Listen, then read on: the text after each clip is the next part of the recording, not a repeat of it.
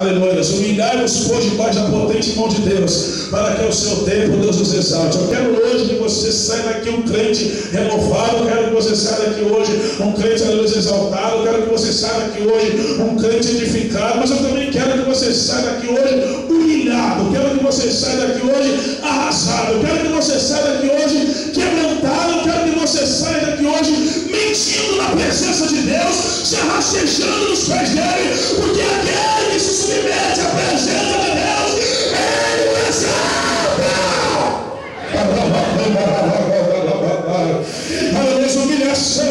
Humilhação não é algo pejorativo. Humilhação não é algo para te ter vergonha. Humilhação não é algo que você deve descartar da tua vida e do teu caráter. Humilhação é algo que procede de Deus. Humilhação é algo que procede da nobreza do Senhor. Humilhação é algo que procede direto do trono de Deus. Crente que é crente que se humilha.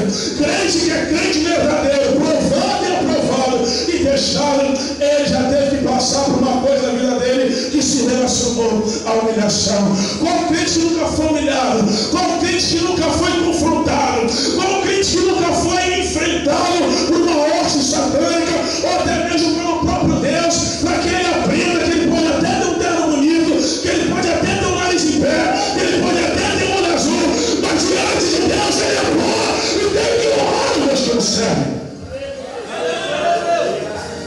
Quem de nós não sofreu de uma humilhação?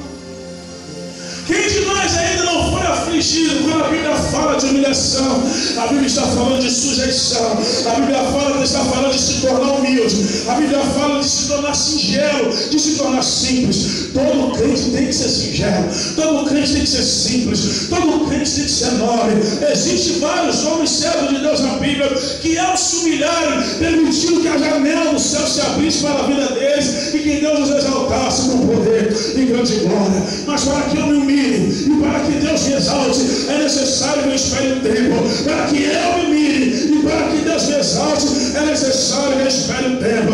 Tem muito crente que abaixa a cabeça hoje, pastor, mas amanhã está jogando na tua cara. Tem muito crente que abaixa a cabeça hoje no ministério, mas amanhã está cobrando aquilo que fez. Tem muito crente que só porque engoliu um sapinho hoje, só porque não teve oportunidade hoje, lá na frente de Deus vai ter que exaltar ele, porque hoje ele ficou quieto, não teve oportunidade, mas continuou dando glória a Deus. Eu quero te dizer que é sua obrigação se tornar humilde a cada dia, se tornar humilhado a cada dia. Você pode prosperar na tua área financeira, você pode prosperar na tua saúde, você pode prosperar no teu casamento, na tua família, em tudo quanto é área que você tiver. A única área que não prospera no crente é o eu. O eu do crente tem que ser pequeno, tem que ser minúsculo, tem que ser mendigo, tem que ser miserável, para que Deus possa usar ele. Deus não usa crente soberbo. Deus não usa crente que acha que é. Deus não usa crente que acha que pode. Deus não usa crente que acha que faz. Você não pode, você não faz, você não quer nada. Quem pode, quem quer, quem faz é ele, porque ele é o teu Deus. Toda humilhação tem um tempo. E quando a Bíblia fala de tempo, ela não está falando do tempo criado pelo homem. Ela não está falando desse relógio lindo, maravilhoso que você tem no pulso, nem do relógio que fica pendurado na parede. Quando a Bíblia fala de tempo, ela está falando de Kairos, que é a plenitude dos tempos do Senhor. Não é esse tempo que o homem criou, esse tempo frajudo, esse tempo miserável, esse relógio que não se converte, esse relógio que você tem que ficar contando tempo ele para dar uma pregação, para dar uma oportunidade. Não é esse tempo. O tempo de Deus é perfeito. O tempo de Deus é uma plenitude. O tempo de Deus é na hora certa. Tem muito crente aqui que tem questionado ao Senhor: Senhor, mas o meu tempo, Senhor, mas o meu tempo, já passou um ano, já passou 2 anos, já passou 3 anos, e o meu tempo não chegou. Eu quero dizer uma coisa: hoje é tempo na tua vida.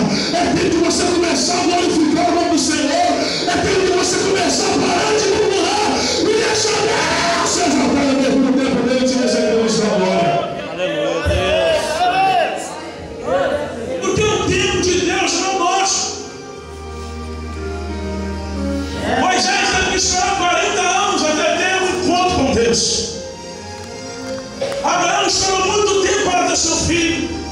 Davi esperou muito tempo até ser coroado rei de Israel. É muito triste que não aguenta esperar um pouquinho e já murmura contra Deus. Fala para o demônio do seu lado: ele não murmura, crente.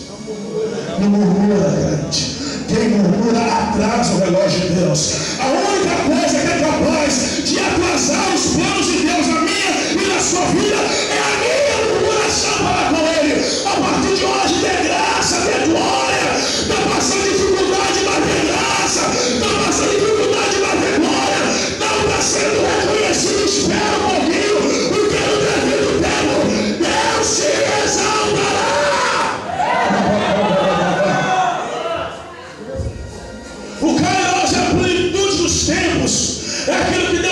perfeito para a minha e para a tua vida. Ei, se Deus determinou um tempo para te exaltar, se Deus determinou um tempo para te levantar, se Deus determinou um tempo para te usar, a única coisa que você deve fazer é continuar na brecha, esperando que a sua hora vai chegar. Glória a Deus, você, papai. Porque aquele que se humilha espera, e aquele que espera está debaixo das mãos de Deus. Aleluia, Deus. Estar debaixo das mãos de Deus é uma coisa muito importante.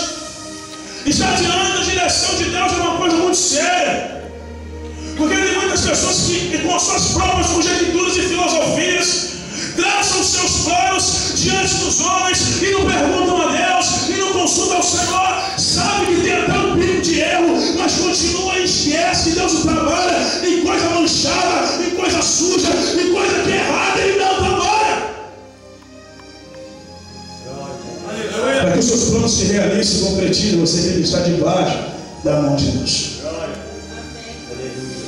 Ah, pastor, mas por que Deus não me exalta? Mas por que Deus não me abençoa? Mas por que Deus não me prospera? Eu vou na igreja, eu assisto os cultos, eu estou até na vigília hoje, mas você não está debaixo das mãos de Deus. Para que você seja abençoado, é necessário que você esteja debaixo das mãos de Deus. Cutuca seu irmão e não deixe ele dormir, não. Eu vou fazer isso o culto todo. Para ver se fique debaixo das mãos de Deus. Com a autoridade profética não funciona, ele não acorda, o seu sono passa para ele. Fique debaixo das mãos de Deus. Porque o devido tempo ele te exaltará. Porque ele não te salvasse dia. Ele é, e ninguém pode fazer escapar da mão dele. Ele é operado aí na tua vida. E ele impedirá.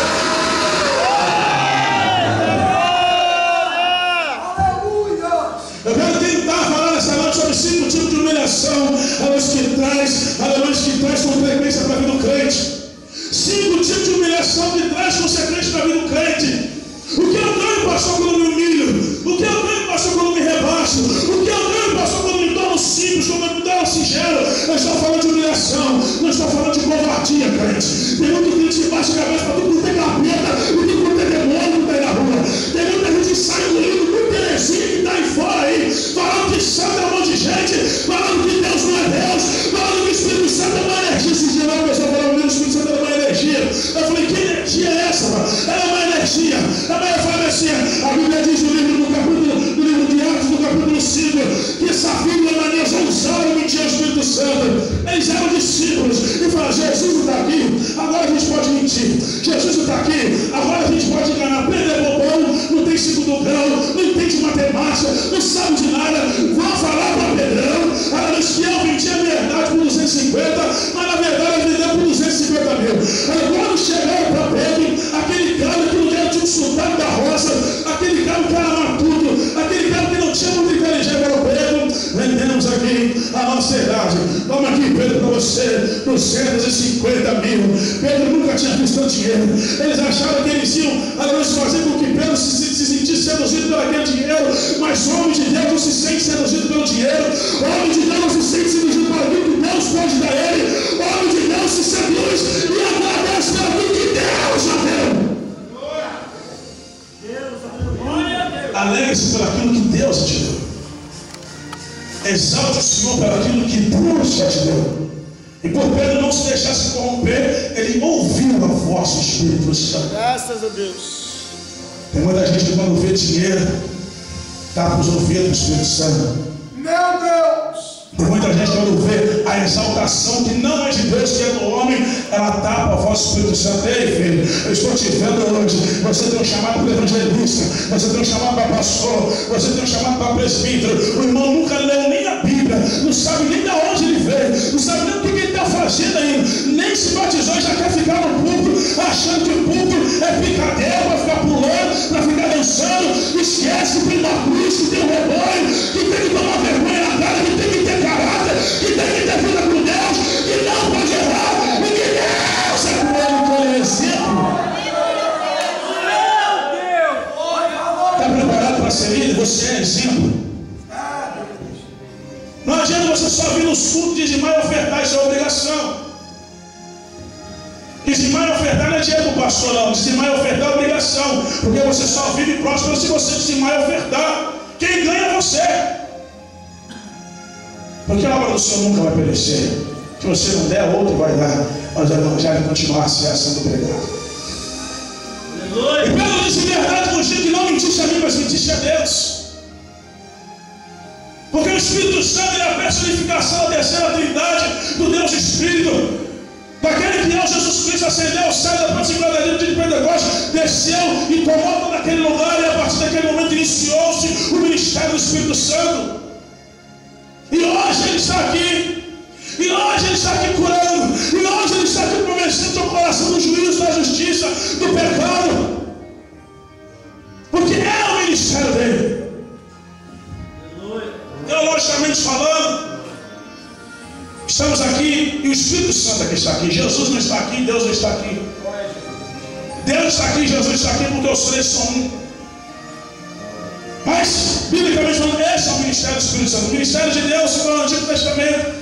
E Deus é um tipo de um pai meio assim, como é que eu posso dizer? Meio alterado. Para Deus tudo é sim, tudo é não. Para Deus ou tá bom ou tá ruim. Para Deus ele dá vida ou ele mata. Se estivesse aqui no ministério de Deus, tinha muito crente que não estava tendo mais nessa terra. Se tivéssemos o ministério do Antigo Testamento, Jesus tinha muito crente que Deus já tinha pegado nele e te ensinado para ele como é que faz uma bateria, como é que dirige o mundo, como é que é homem de Deus. Meu Deus! Mas não é. E no Novo Testamento inicia-se o ministério de Jesus Cristo. O ministério dos milagres, o ministério da reconciliação, o ministério do perdão. Mas o próprio Jesus também sabia, nas suas horas, ter o seu momento de Deus. E amaldiçoou assim. Agora estamos na era do Espírito Santo, da graça. Graças a Deus. Diga graças a Deus. Graças a Deus. Porque senão nem eu passava. Não foi misericórdia ter me salvado. Louvado é o nome do céu.